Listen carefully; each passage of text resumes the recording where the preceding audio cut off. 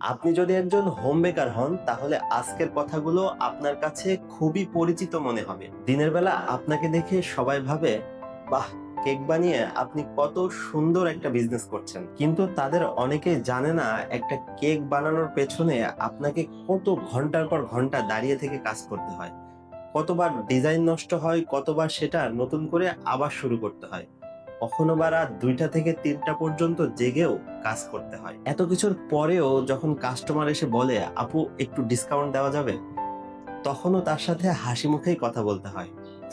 আবার একটা কেক বানানোর প্রায় শেষ মুহূর্তে এসে যখন কাস্টমার বলে, আপু ডিজাইনটাকে একটু চেঞ্জ করে দেওয়া যাবে, তখনও তাকে হাসি মুখে উত্তর দিতে হয়, আচ্ছা ঠিক আছে দিচ্ছি। একটা কেক ডেলিভারি হওয়ার পরে সবাই সেই কেকের সুন্দর ছবিটাই দেখে, কিন্তু একজন হোম বেকারই জানে এই কেকটার পেছনে কত পরিশ্রম, কত ধৈর্য এবং কত ভালোবাসা লুকিয়ে আছে। তাই আজকের ভিডিওটা আমরা উৎসর্গ করছি সেই সমস্ত হোম বেকারদের জন্য যারা শুধু কেক বানান না, মানুষের বিশেষ মুহূর্তটাকে আরো বিশেষ করে তোলেন। আমাদের দোকানপাটের সাথেও জড়িত আছেন এমন অনেক হোম বেকার।